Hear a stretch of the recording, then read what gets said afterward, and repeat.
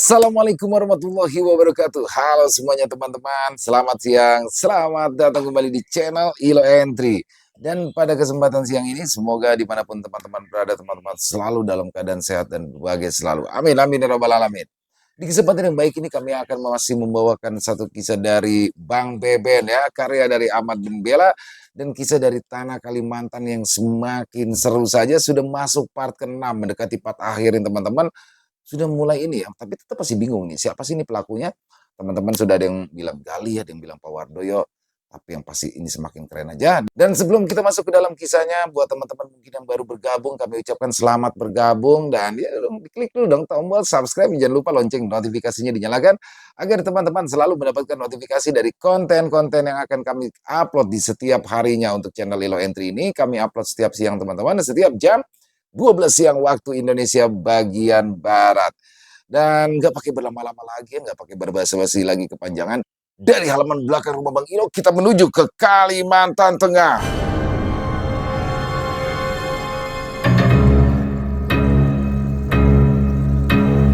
Menjemput roh di alam arwah. Roh yang terikat di pedalaman Kalimantan Part 6.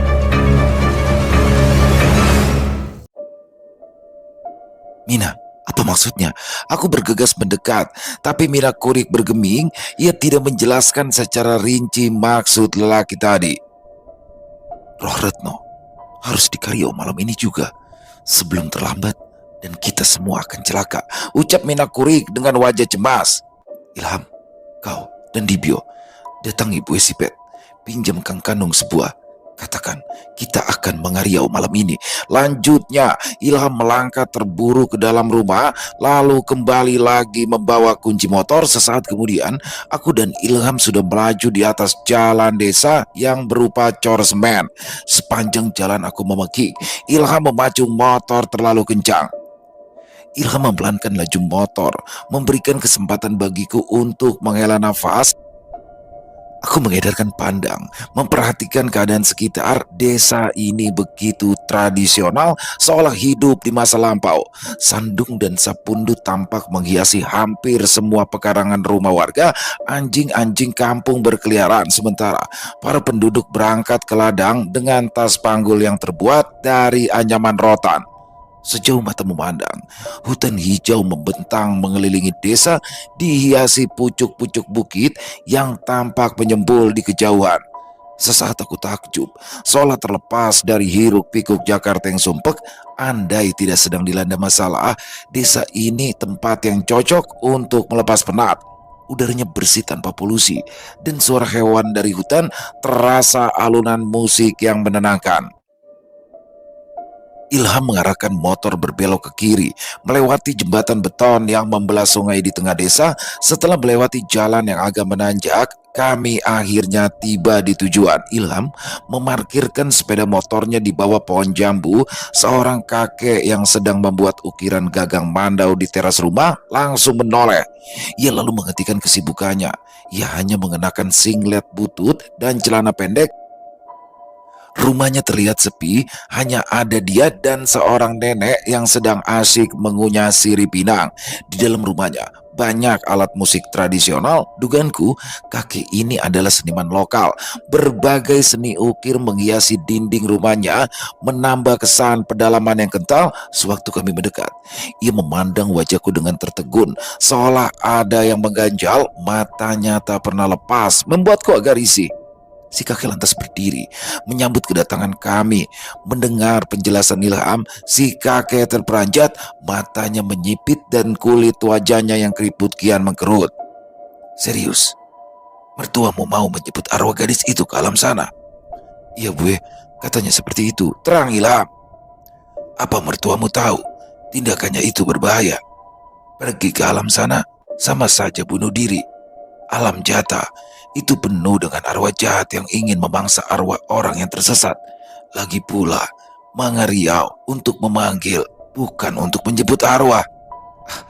Entahlah, kata ibu, hanya itu caranya untuk menyelamatkan Retno. Arwahnya sudah coba dipanggil, tapi tak mau kembali. Satu-satunya cara hanya dijemput. Bu Sipet hanya pasrah, lalu melangkah ke dalam mengambil benda yang kami butuhkan. Aku dan Ilham duduk di teras, menunggu. Sesaat kemudian, ia pun telah kembali. Ternyata benda yang kami butuhkan semacam alat tabu yang terbuat dari kuningan, semacam gong, tapi ukurannya lebih kecil.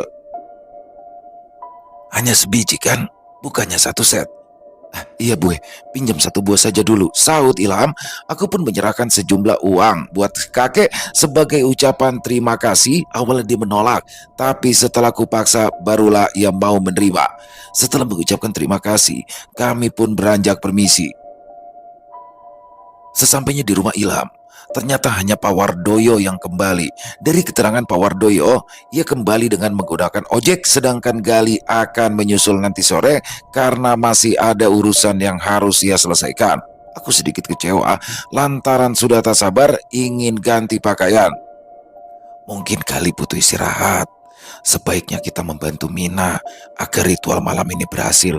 Semoga saja besok atau lusa kita sudah bisa kembali ke Jawa, kata Pak Wardoyo. Aku mengangguk, melangkah gontai mengiringi beliau menuju dapur. Tuan rumah telah menyiapkan hidangan dengan aroma yang menggugah selera. Pukul 11 siang, Ilham pamit menuju ibu kota kabupaten. Katanya dia harus mengungsikan anak dan istrinya ke rumah orang tuanya. Ia takut kejadian semalam terulang. Di ruang tengah, Mina Kurik sibuk menata sesaji di atas nyiru beralas daun pisang, 3 butir pisang mahuli, boneka dari adonan tepung beras, 3 batang rokok kretek, serta beberapa kue tersusun rapi. Kata Mina, dia akan memulai ritual manuhir, yaitu ritual untuk membuang firasat atau tanda makhluk halus di tubuh Retno.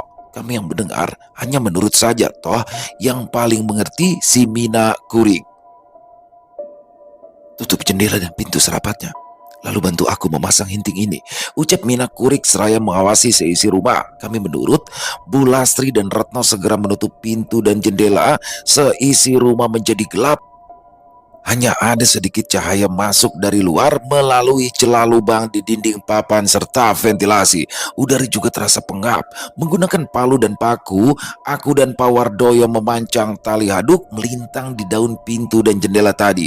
Tali haduk itu sepertinya digunakan untuk menghalangi makhluk halus dari luar untuk masuk. Aku juga tidak tahu bagaimana caranya tali sederhana yang berwarna hitam itu mampu menghalangi kekuatan jahat. Pasang yang kuat, jangan ada yang kendor sedikit pun. Tali haduk ini akan menghalangi roh jahat untuk datang kemari. Jika membuang firasat ini selesai, maka menjemput roh akan lebih mudah. Setidaknya tidak ada makhluk halus yang mengikuti selama proses penjemputan nanti malam. Terang Mina Kurik dengan sorot pandang kosong. Kami tidak berkomentar, hanya mengangguk. Kejadian mengerikan yang menimpa Retno membuat kami tidak membantah apapun perkataannya. Kulirik Retno menggigit bibir. Ia sadar hanya dengan menuruti perintah Mina Kurik maka ia bisa kembali ke tanah Jawa dalam keadaan selamat.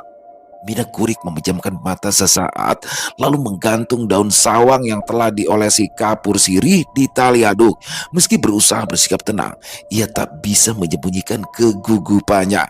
Ia melangkah ke dapur, meminum segelas air. Tangannya yang memegang gelas gemetar hingga airnya tumpah. Ada apa Mina? Apa semuanya baik-baik saja? Tanya Bu Lastri dengan nada gelisah. Mina Kurik tidak menjawab. Ia justru melangkah gontai ke ruang tengah. Kami duduk melingkar. Retno di tengah berhadapan dengan Mina Kurik. Mina Kurik memulai ritual dengan memotong sejumput rambut, kuku tangan dan kaki Retno. Boneka tepung di dalam nyiru ia lubangi dengan ujung dohong yang tajam. Lalu potongan rambut dan kuku ia masukkan. Retno meringis seliri. Tatkala Mina Kurik menutup kembali lubang boneka tepung itu, ia bahkan mencengkram erat lengan Bu Lastri seolah yang disayat adalah anggota badannya. Suasana mistis langsung terasa tatkala Mina Kurik mulai bertandak melantunkan doa suci dalam bahasa Dayak kuno dengan cara disenandungkan.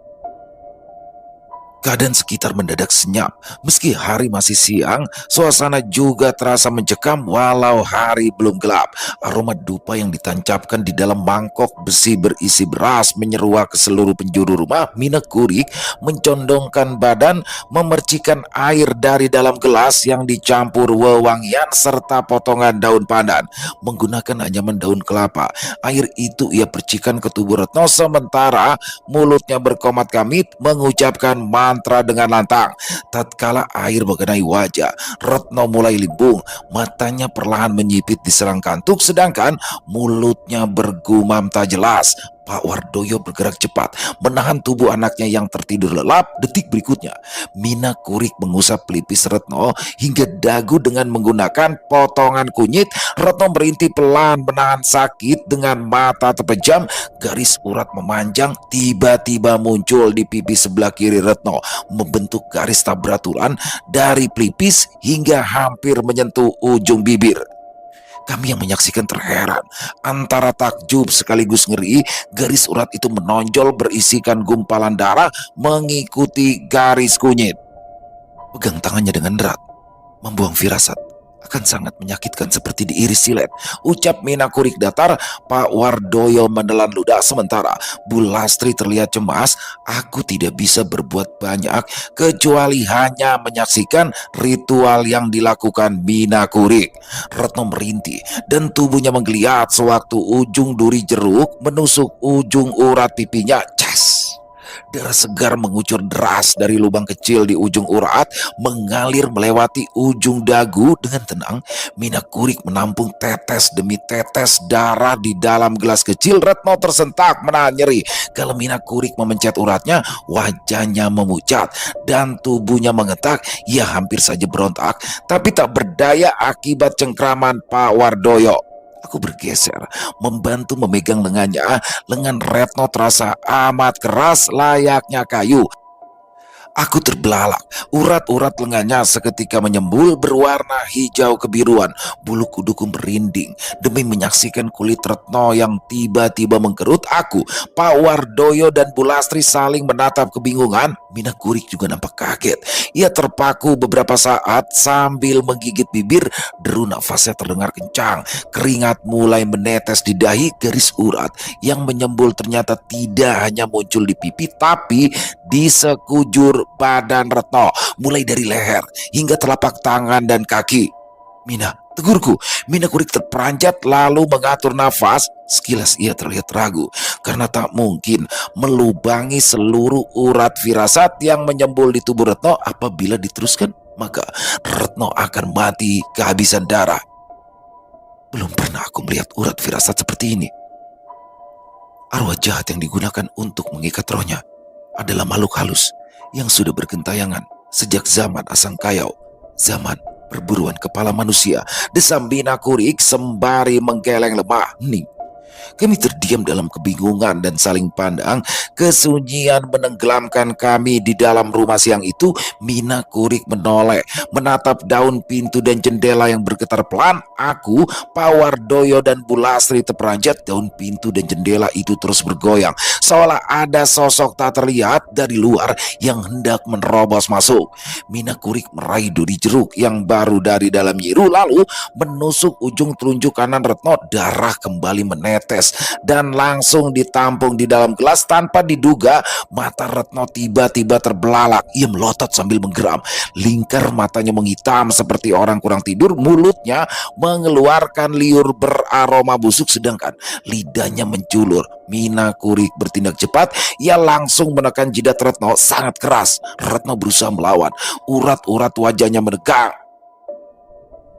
Ambilkan Alu lesung di dapur, pekik Mina Kurik dalam keadaan panik. Alu? Tanyaku bingung. Iya, Alu penumbuk padi. Cepat! Aku bergegas ke dapur sementara Retno meraung dan meronta. Pak Wardoyo dan Bu Lastri tanpa kepayahan memegangi tubuh anaknya. Setibanya di dapur, aku sempat kebingungan. Setelah mencari kesana kemari, akhirnya benda itu ketemu di pojokan. Ternyata Alu ini lebih berat daripada yang kukira. Aku kewalahan mengangkatnya hingga peluh bercucuran. Aku semakin gugup karena Mina Kurik terus memanggil-manggil, menyuruhku untuk cepat Dari ruang tengah, Retno menjerit dan menangis kencang bak anak kecil. Setibanya di ruang tengah, aku menahan nafas melihat keadaan Retno yang memprihatinkan bercucur liur. Cepat, tindikan kepadanya, perintah Mina yang sudah mulai kelelahan. Dengan susah payah, alu itu kutindikan melintang di dada Retno. Mina Kurik melepaskan tekanan jemarinya di dahi Retno lalu mengatur nafasnya yang tersengal. Ia hanya diam menatap Retno yang menangis. Mungkin karena capek, tangis Retno semakin pelan dan matanya kembali terpejam. Retno kemudian benar-benar tak bergerak dengan nafas yang teratur, sementara garis urat yang tadi menonjol telah kempes seperti semula. Bu Lastri menarik nafas lega melihat Retno tidak kenapa-napa. Sejauh ini semua tampak berjalan lancar tanpa kendala. Retno gelagapan sewaktu percikan air menyentuh wajahnya. Ia terbangun dengan nafas ngos-ngosan seperti orang yang baru tenggelam di dalam air. Ibu, begitu tersadar, Retno berusaha memeluk ibunya tapi tertahan alu yang menggajal. Setelah kusingkirkan, Bu Lastri dengan lembut membelai rambut anaknya yang ketakutan. Darah ini harus kita buang di sungai agar firasatnya benar-benar lenyap terbawa arus, tutur Mina Kurik. Mina Kurik meraih boneka tepung dari dalam nyiru dan kembali melubangi bagian dada menggunakan ujung dohong yang tajam. Darah dari dalam gelas ia serap menggunakan kapas lalu dimasukkan ke lubang boneka dan ia tutup lagi. Kali ini Retno tidak merasakan sakit. Tidak begitu lama, sekitar 2 menitan, boneka adonan tepung yang berwarna putih susu itu mendadak berubah menjadi hitam pekat. Kami tercekat. Boneka itu mengeluarkan aroma busuk yang menyengat. Mina Kurik bergegas menutup nyiru menggunakan kain putih menghindari serbuan lalat yang mulai berdatangan. Ia mendongak menatap kami bergantian. Kita harus menghanyutkan sesaji ini sekarang sebelum matahari terbenam, ucapnya pelan. Siang itu, matahari terasa amat terik. Kami melangkah beriringan menyusuri jalan desa menuju sungai yang ada di ujung kampung. Beberapa warga yang kami temui di jalan terheran melihat ada orang asing mengiringi Mina Kurik yang membawa sesaji. Mereka menyapa dan dijawab Mina Kurik sekedarnya. Warga juga sepertinya tidak terlalu ambil pusing, mungkin sudah biasa ada orang yang melakukan ritual tertentu di kampung ini. Kami belok kanan, menyusuri jalan cor semen yang sepi. Jalan ini tidak ada rumah warga, hanya ada pepohonan yang tinggi. Semilir angin terasa menyejukkan. Suara serangga dan hewan liar terdengar sangat nyaring dari berbagai sisi. Kami kembali berbelok. Kali ini ke arah kiri, kami menyusuri jalan setapak yang penuh rerumputan dan dedaunan kering. Kami terus melangkah, masuk ke dalam hutan, berjalan di antara pohon-pohon tinggi menjulang. Akar-akar gantung tampak menjuntai, membuat hutan ini terasa semakin asri. Saking lebatnya, sinar matahari hampir tidak tembus ke dasar hutan. Di depan, suara gemericik air mulai terdengar. Setibanya di bibir sungai, kami semua langsung terpana. Pemandangan indah membentang di depan mata. Air sungai yang mengalir begitu jernih hingga dasarnya terlihat. Batu kali berukuran besar dan kecil berjejer alami, menimbulkan riam kecil yang berbuih. Tanya aku, Retno dan kedua orang tuanya pun takjub sesaat. Kami lupa akan masalah yang sedang melanda. Retno berlari-lari kecil ke tepi sungai, membasuh wajahnya dengan air yang menyejukkan. Ia tersenyum bahagia, seolah beban di pundaknya telah terlepas. Mina Kurik melangkah pelan ke tepi sungai, berpijak di bebatuan, lalu menghanyutkan sesaji seraya merapal doa suci. Aku berdiri menatap sesaji yang hanyut terbawa arus, terombang-ambing, diterpa gelombang, lantas menghilang di balik bebatuan. Pak Wardoyo yang tiba-tiba berdiri di samping membuatku kaget setengah mati. Dia menempelkan jari di telunjuk, memintaku untuk tidak bersuara. Ia melirik ke arah Bu Lastri dan dibalas anggukan. Hampir saja aku berteriak melihat benda yang ia keluarkan dari balik baju, sebuah keris. Setelah ritual malam ini, besok pagi Retno sudah bisa kita bawa pulang ke Jawa. Apapun resikonya, bisiknya. Belum sempat aku bertanya, Pak Wardoyo sudah balik badan. Ia menatap Mina Kurik dengan sorot mata tajam, mengawasi gerak-gerik wanita itu bak hewan buas mengincar bangsa. Malam terasa hening di desa ini. Hanya ada satu dua orang yang lalu lalang menyusuri jalan. Tidak ada lampu penerang jalan dan hanya ada sinar lampu temaram di teras rumah warga membuat jarak pandang terbatas. Aku sedikit tenang dengan telah kembalinya Gali dan Ilham. Setidaknya ada tambahan lelaki muda untuk mengawali jalannya ritual nanti. Malam itu, kami bertiga berbincang di teras, menikmati rokok, minuman hangat, serta singkong goreng, sedangkan Pak Wardoyo dan Bu Lastri ada di dalam membantu Mina Kurik memandikan Retno. "Dip, jangan melamun," tegur Gali. Aku tersentak. "Ada apa?" Tidak, tidak ada apa-apa," jawabku terbata. Gali mendelik, menatapku curiga. "Serius, ada apa-apa, Li? Cuma gugup aja buat ritual nanti," sambungku lagi. Sudah, semoga tidak ada kendala besok atau lusa kita berangkat ke Banjarmasin. Setelah menginjakan kaki di Jawa, semua masalah ini selesai.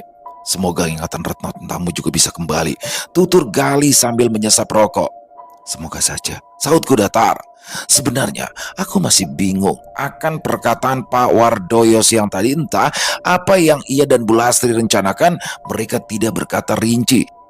Mereka juga melarangku untuk menyampaikan kepada orang lain, terutama Gali. Mereka hanya bilang akan membutuhkan bantuanku bila tiba saatnya.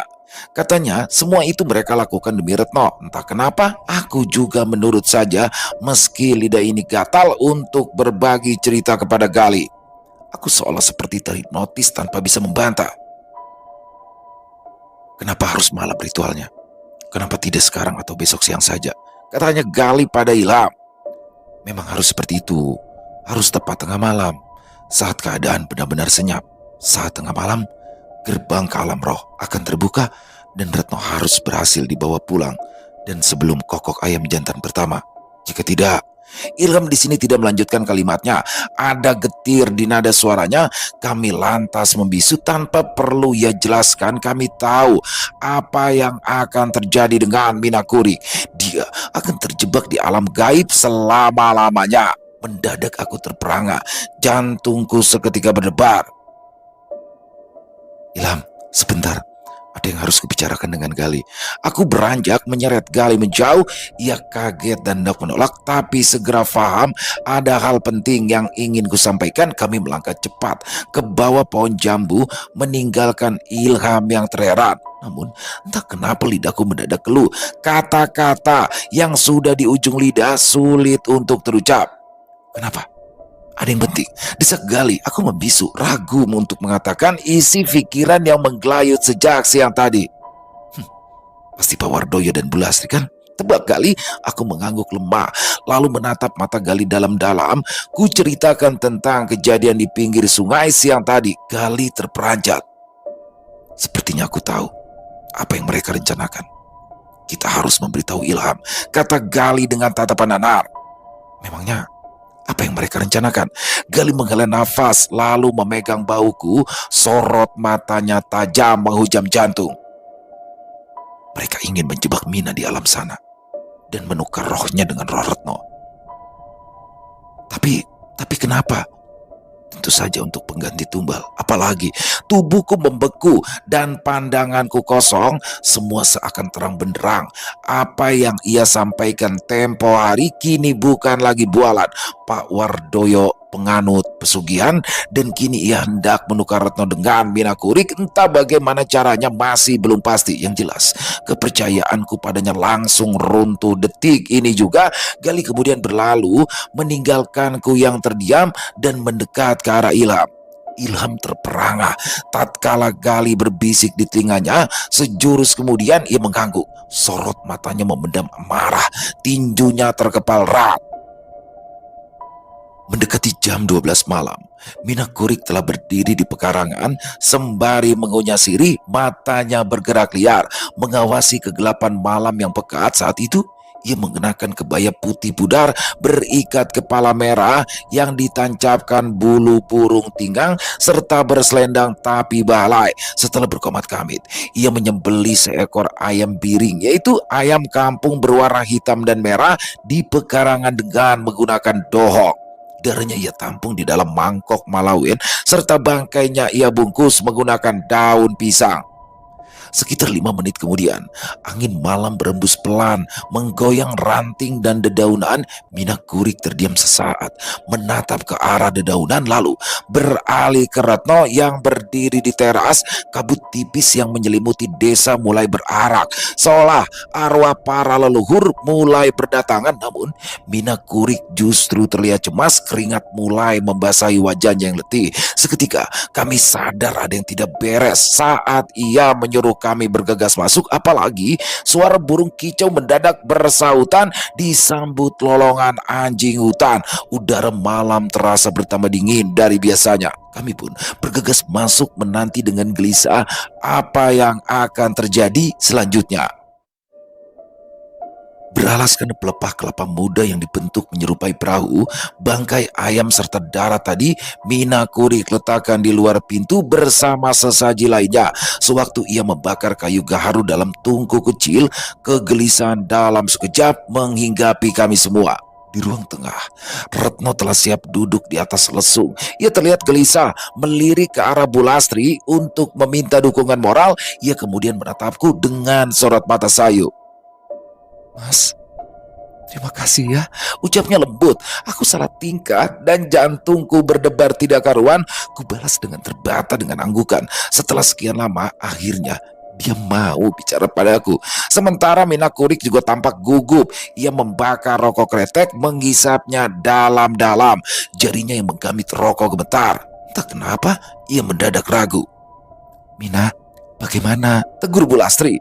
Mina Kurik menggeleng, kembali menyesap rokok, pandangannya menerawang menatap Retno yang telah pasrah. "Aku tidak tahu apakah ritual ini akan berhasil atau tidak. Terlalu berisiko. Baru pertama kali aku menjemput roh ke alam sana. Entah Retno yang kembali atau hanya aku. Bisa juga justru kami berdua terjebak selamanya di alam arwah." Kami semua terdiam, bahkan saling melirik pun terasa berat. Mina Kurik menghela nafas, lalu mencecak rokoknya di asbak. Ia menoleh ke arahku, menatap tajam hingga membuat dadaku terasa sesak. "Ingat janjimu akan memberikan pekerjaan pada anakku setelah ia diwisuda."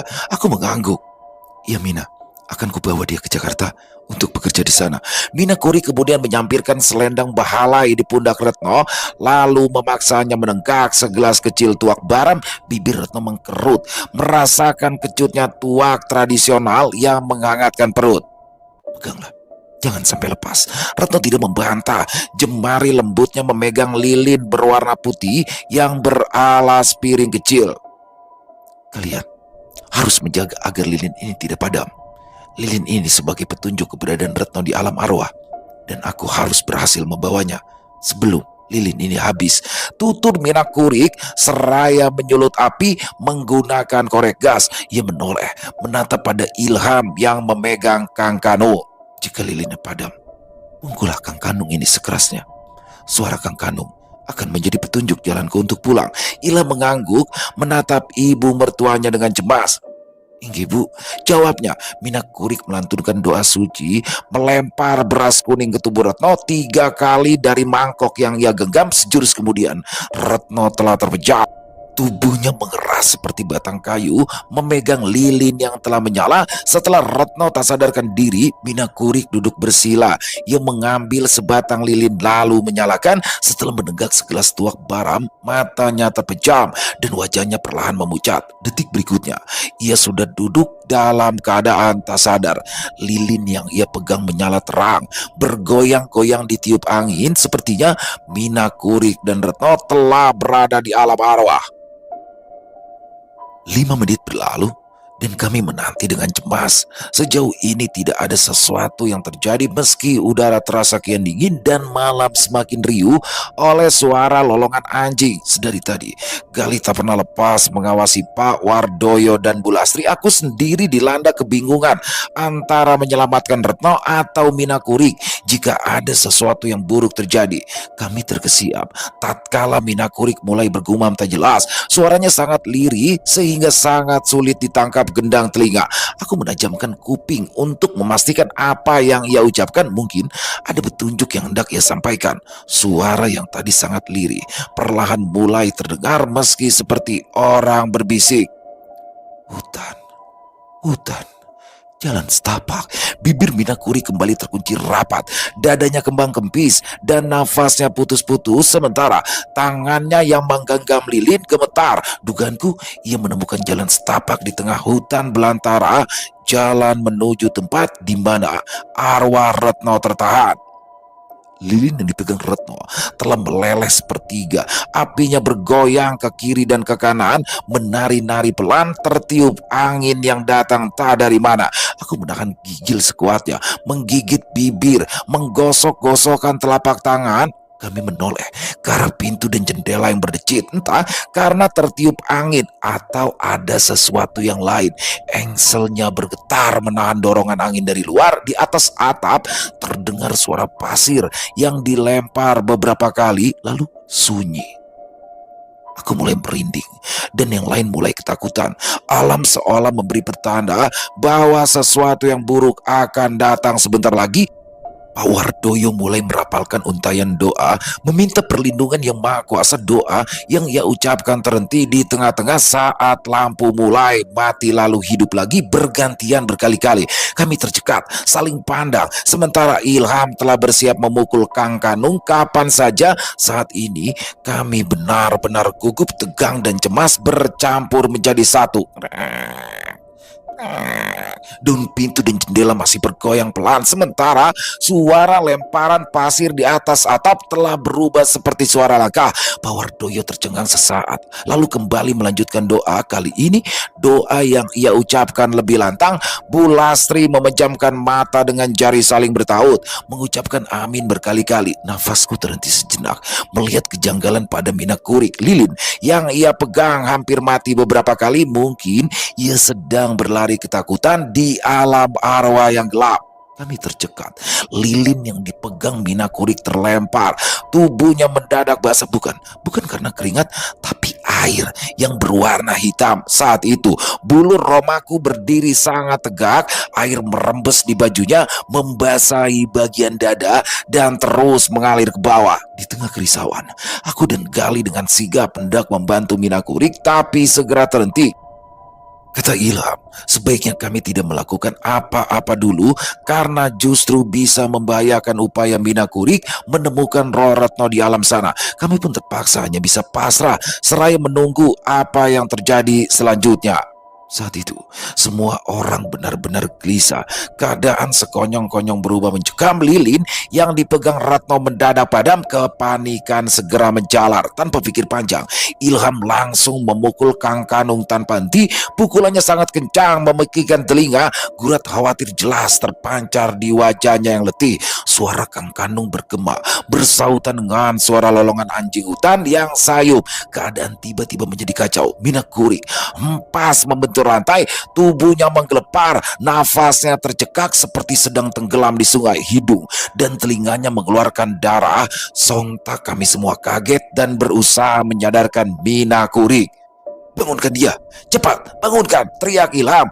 Lampu yang terus mati menyala membuat keadaan sangat mencekam. Aku terkesiap, hawa dingin terasa lewat melalui pundak. Aku menoleh dan langsung terbelalak. Retno telah membuka mata dengan seringai mengerikan. Sebuah tawa melengking pecah membuat Ilham mematung. Tangannya gemetar memegang Kang Kanung, sementara Minakurik masih berjibaku mencari jalan kembali. Tanpa diduga, Retno melompat ke depan dan kami semua terdiam. Mulutnya menggeram, jarinya mencekik leher Minakurik sangat kencang.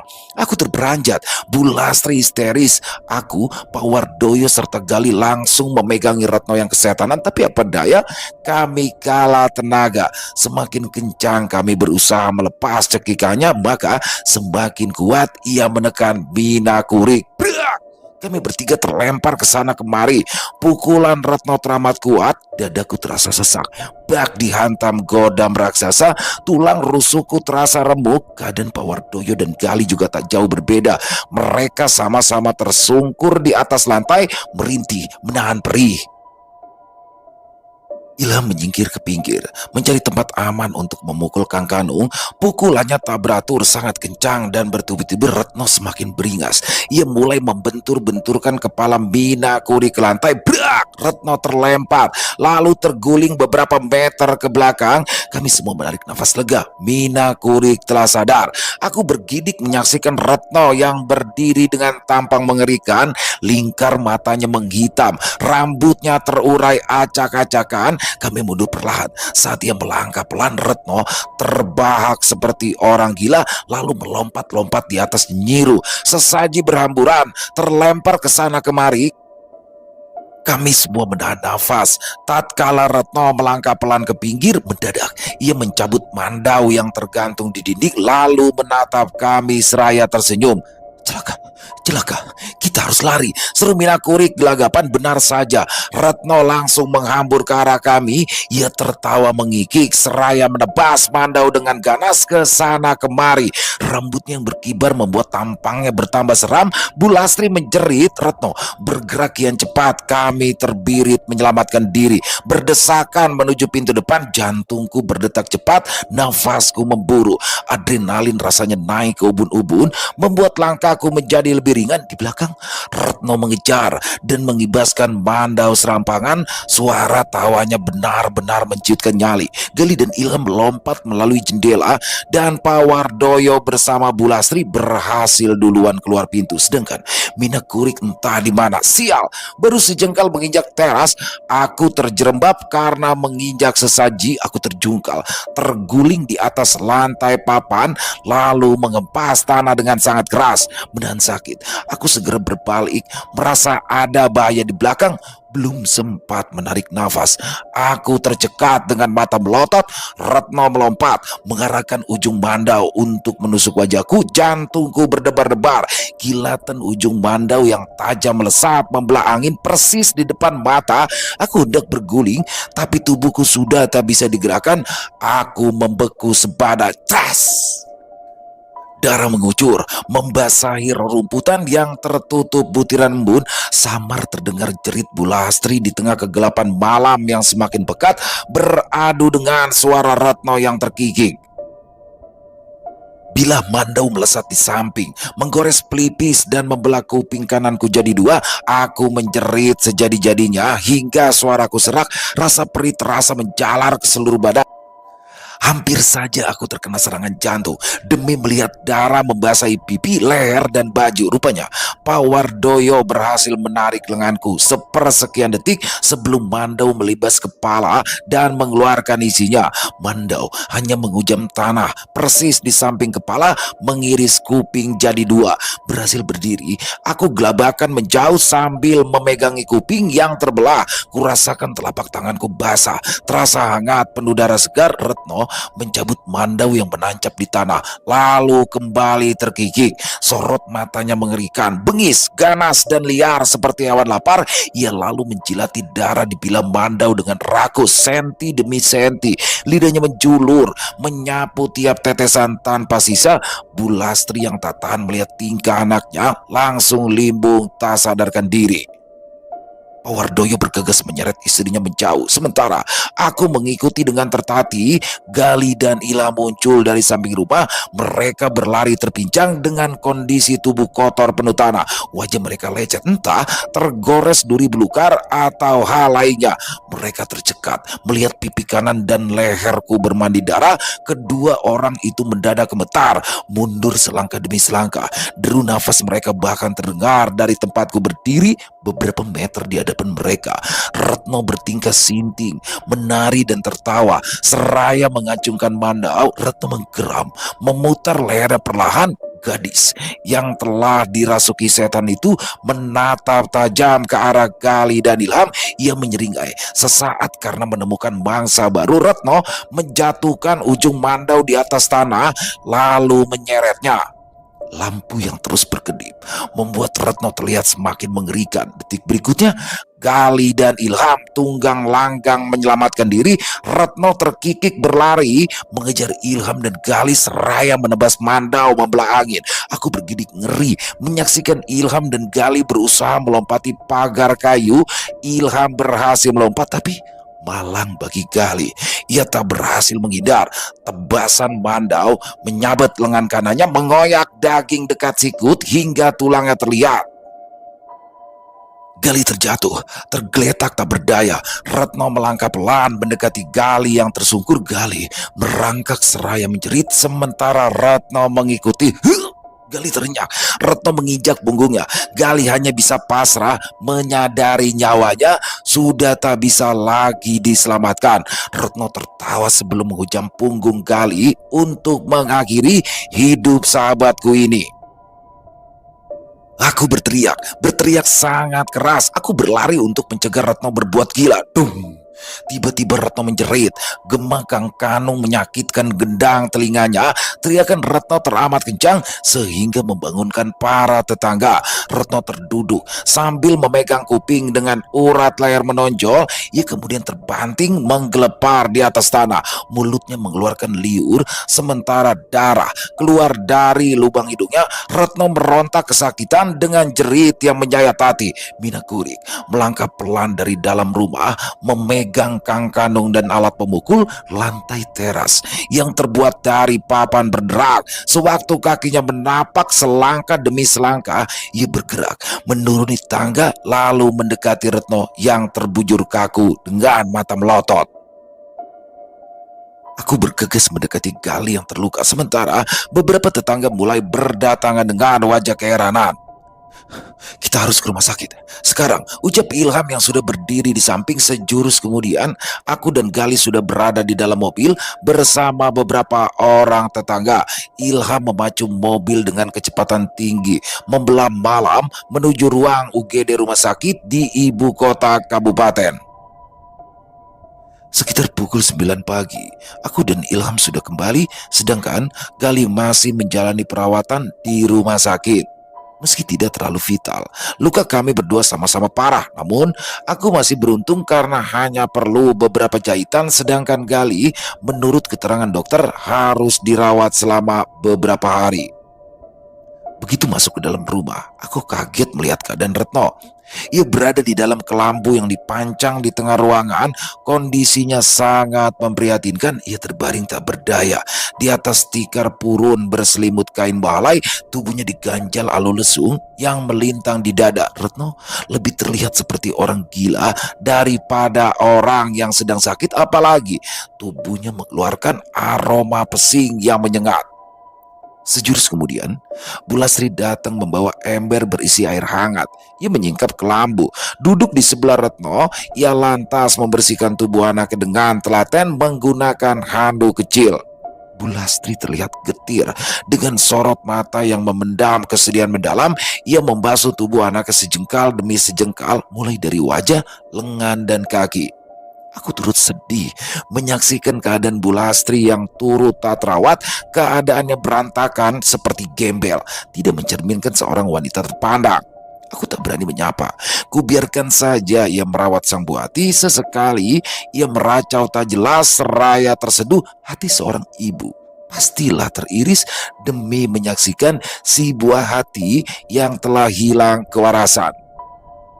Hatiku rasanya hancur berkeping menyaksikan pujaan hati dalam kondisi mengenaskan. Sungguh tak kuduga dia akan menjalani nasib semenyedihkan. Retno yang dahulu lembut bak putri keraton kini bertingkah gila. Aku mendekat lalu menggenggam jemarinya. Ia tertidur lelap dengan nafas pelan, wajahnya lebam dan kulit tangannya lecet. Tak terasa air mataku jatuh. Meski ia telah lupa keberadaanku, tapi getar di hatiku tak akan pernah hilang. Debar itu masih membara seperti 5 tahun yang lalu. "Bagaimana lukamu?" tanya Bu Lasri. "Sudah baik kan, Bu? Sudah dijahit dan diberi obat oleh dokter." "Retno bagaimana?" Bu Lasri menggeleng. "Entahlah, belum ada perkembangan." Kami kemudian hanya terdiam, memendam perasaan masing-masing. Aku lalu pamit untuk melangkah ke dapur mendekati Mina Kurik yang terlihat sibuk.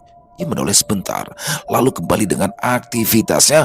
Mina Kurik rupanya sedang membungkus mata tombak menggunakan kain putih bersama potongan terasi, garam, serta tembakau linting.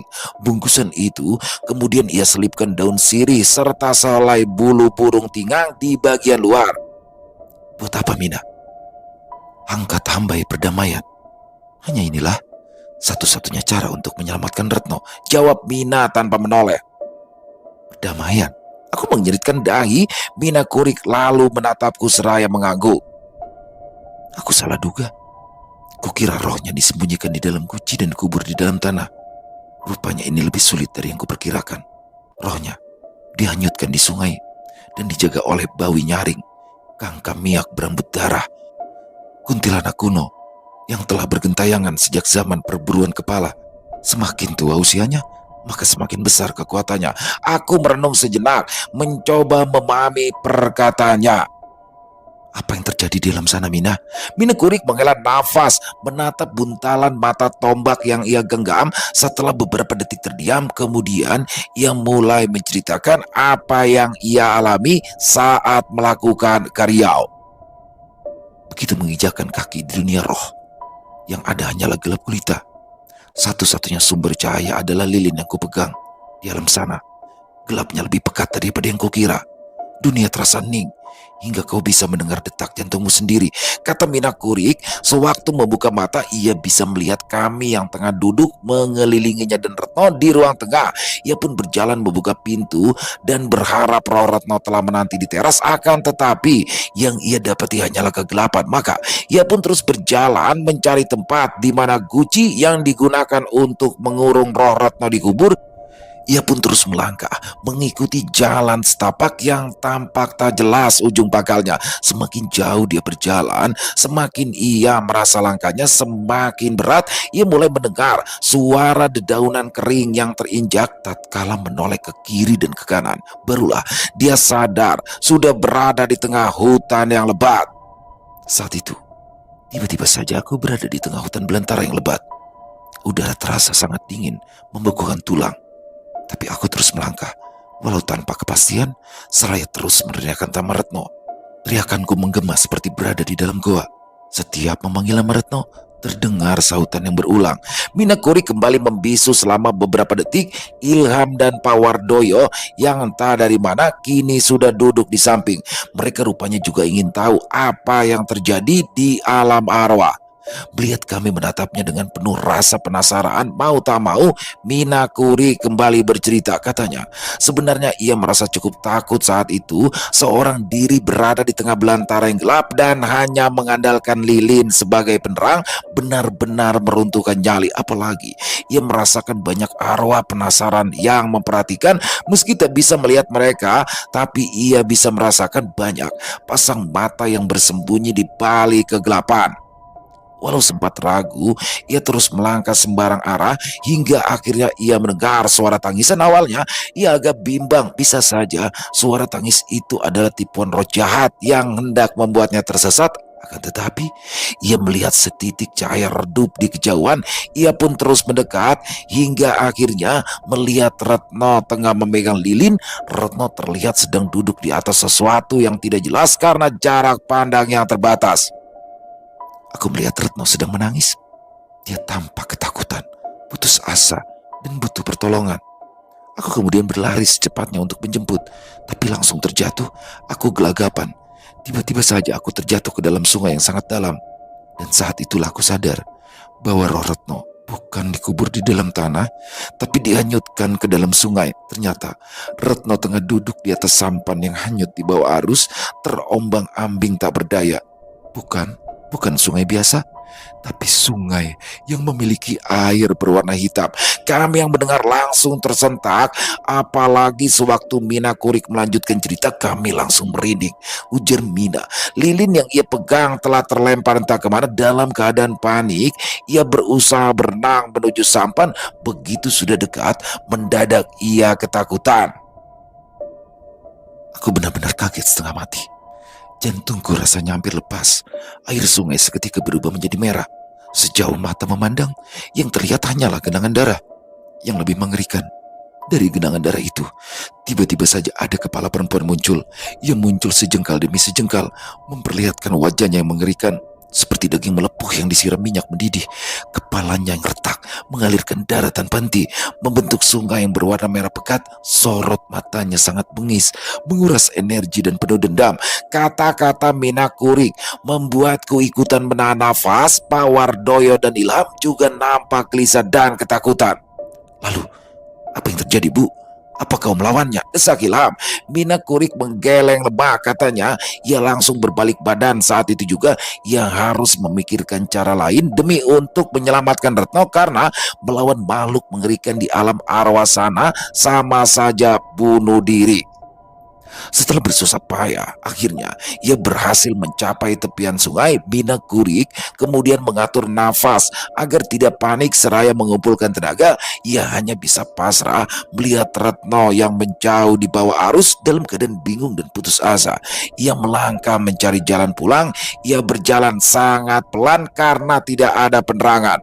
Baru sekitar 10 langkah, ia mendengar suara gemerisik dedaunan dan rumput dari belakang. Anehnya, suara itu berhenti tatkala Mina Kurik berhenti. Begitu ia mulai melangkah, suara itu kembali terdengar. Saat itulah ia sadar bahwa ia tidak sendiri. Ada sesuatu yang mengikuti. Ia juga mulai mendengar suara deru nafas putus-putus. Suara itu semakin lama terdengar semakin kencang, seperti suara geraman yang penuh amarah. Mina Kurik mempercepat langkah hingga tanpa sadar ia sudah berlari dari kejauhan. Sayup-sayup ia mendengar suara Kang Kanung bergema. Ia lantas berbelok mengikuti suara Kang Kanung sebagai petunjuk jalan pulang. Namun suara geraman justru terdengar bersautan di belakang. Ternyata ada sepasang mata yang mengikuti. Mata itu menyala dalam gelap bagai bara api yang melayang. Tidak ada yang bisa kulakukan kecuali berlari dan terus berlari dalam keadaan panik. Aku terus berlari mengikuti suara Kang Kanung. Karena keadaan sangat gelap, aku terjungkal. Aku berteriak kesakitan, tapi tak ada suara yang keluar dari mulutku. Saat itulah aku melihat sosok perempuan itu sudah ada beberapa meter di depan dalam posisi merangkak. Seluruh tubuhnya tertutupi darah yang mengalir dari kepalanya yang pecah. Kulitnya mengelupas, dagingnya koyak. Jantungku berdetak sangat cepat, rasanya mau lepas. Perempuan berambut darah itu terus merangkak perlahan, bergerak teratur bagi binatang. Tubuhku benar-benar tak bisa digerakkan. Kata Mina Kurik, ia mulai membaca doa, tapi perempuan berambut darah itu tak mau beranjak pergi. Malah makhluk menyeramkan itu terus merangkak dan duduk dengan anteng di dadanya. Di kejauhan, suara Kang Kanung terdengar semakin kencang dan tak teratur. Aku benar-benar sesak nafas tatkala jemarinya mencekik leherku. Kulit tubuhnya mengelupas seperti daging yang direbus air mendidih, dan baunya benar-benar membuat perutku mual. Darah yang dari rambutnya membasahi seluruh badanku. Kukira saat itu aku akan mati. Akan tetapi dalam keadaan setengah sadar, aku menemukan kekuatanku kembali. Ternyata yang mencekiku itu adalah Retno, dan sisanya kalian melihatnya sendiri. Kami yang duduk diam menyimak lagi-lagi bergidik ngeri dan ikutan sesak nafas. Semua orang mendadak tegang dan tak bisa berkata-kata. Perempuan berambut darah, sepertinya aku dan Pak Wardoyo pernah melihatnya.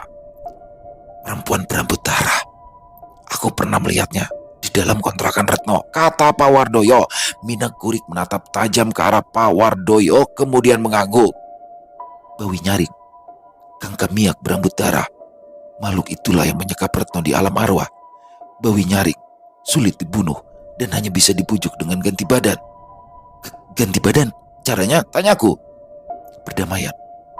Hanyalah itu satu-satunya cara. Menawarkan perdamaian kepada orang yang mengirimnya. Ibu tahu siapa orangnya? Ilham buka suara. Sungai hitam. Tidak ada sungai yang airnya berwarna hitam di daerah sini, kecuali di daerah barat. Ada seorang wanita yang telah meninggalkan kampung halamannya dan menetap di sini sejak puluhan tahun lalu. Menurut kabar angin, ia meninggalkan tanah kelahirannya karena hampir dibunuh oleh penduduk sana. Ia kerap menggunakan air hitam untuk membuat orang lain celaka. Aku harus berhasil memaksanya untuk berdamai. Mina, apakah dia mau berdamai begitu saja? Harap Wardoyo. Orang Dayak pantang menolak perdamaian jika sudah diberikan mata tombak dan kelengkapannya. Jika tak mau, maka ia yang akan kujadikan ganti badan. Ucap Mina Kurik penuh keyakinan dan sorot mata membara. Selagi sedang mendengarkan penuturan Mina Kurik, kami dikagetkan dengan kedatangan Bulastri yang melangkah terburu. Belum sempat nafasnya teratur, ia sudah berucap, Mina, Retno sudah sadar. Katanya dia ingat ada 2 orang yang menjemputnya di kontrakan sebelum ia lupa kampung halaman. Mina Kurik langsung beranjak dan kami tergesa menyusul. Mina Kurik menyingkap kelambu dan duduk di samping Retno yang terkulai lebah. Katakan siapa yang menjemputmu di kontrakan. Dengan wajah pucat, Retno menatap Mina Kurik. Ia kemudian memandang kedua orang tuanya, lalu terduduk lesu. Malam itu, hujan turun sangat deras. Aku terbangun sewaktu mendengar ketukan di pintu. Aku mendengar suara tak asing memanggil namaku. Aku kemudian melangkah ke depan tanpa curiga. Dan saat pintu terbuka, aku melihat 2 orang yang kukenal, laki-laki dan perempuan. Retno menggantung kalimatnya ragu dengan apa yang hendak ia sampaikan selanjutnya. Siapa 2 orang yang menjemputmu? Cecar Mina Kurik. Setelah terdiam beberapa saat, Retno mendongak dengan tatapan sayu. Bapak dan Ibu, ucapnya dengan nada getir dan air mata berlinang. Selesai. Wow, luar biasa sekali kisah dari Bang Beben Roy yang terikat di pedalaman Kalimantan part 6. Makin seru aja dan endingnya ini ngeselin banget nih Bang Beben ya. Ayah dan ibu yang datang. Nih gimana nih sebenarnya nih ya. Tapi sungguh luar biasa ya. Overall kisahnya keren dan semakin mencekam, semakin kesini semakin bikin penasaran. Dan besok adalah part akhir ya. Part akhir besok tamatnya. Pokoknya buat teman-teman jangan sampai ketinggalan. Buat besok part 7 adalah part terakhir. Dan kalau di sini saya tadi ada digambarkan ya sama Bang Beben bahwasanya sungainya jernih, melewati hutan untuk menuju ke sungai. Aduh itu kayaknya langsung kebayang tuh bagaimana indahnya pesona alam Kalimantan.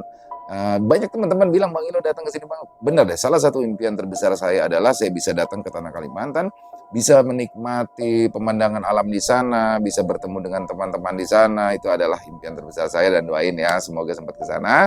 Dan oh iya, jadi ada juga yang nanya nih, apa namanya, masa sih kayak seperti itu di Kalimantan, seperti di dongeng. Jadi teman-teman, Bang Beben ini adalah penulis asal Kalimantan Tengah, asli di Kalimantan Tengah dan berdomisili di Kalimantan Tengah juga. Dan setahu saya Bang Beben itu adalah penulis profesional, bahkan untuk beberapa tulisannya sudah diangkat ke layar lebar. Dan beliau ini kalau nulis ini nggak sembarangan, melalui riset ya, dan dia tidak akan mengarang cerita tentang apa yang dia lihat tentang suasana Kalimantan. Kita bicara di sini suasana Kalimantannya teman-temannya. Jadi ya memang seperti itu suasana di Kalimantan dan keren banget Bang Beben. Terima kasih ya Bang Beben sudah mengizinkan kami untuk membawakan kisahnya yang sangat luar biasa ini dan semoga teman-teman semua para pecinta penikmat horor misteri bisa merasa terhibur dengan kisah yang barusan kami bawakan, terutama kepada para subscriber di channel Ilo Entry. Dan saya juga ingin mengucapkan terima kasih ya kepada seluruh teman-teman yang sudah selalu hadir, yang sudah selalu setia mendukung kami, karena teman-temanlah kami selalu bersemangat berkarya di setiap harinya. Di akhir kata, saya ingin mengucapkan permohonan maaf apabila mungkin dalam pembawaan kisahnya ada kata-kata saya yang salah, ataupun ada kata-kata saya mungkin yang kurang berkenan. Saya mohon dibukakan pintu maaf yang seluas-luasnya. Sampai berjumpa lagi di konten-konten kami selanjutnya besok part 7. Jangan sampai ketinggalan teman-teman, jam 12 siang masih bersama saya Ilo di channel Ilo Entry. Wassalamualaikum warahmatullahi wabarakatuh.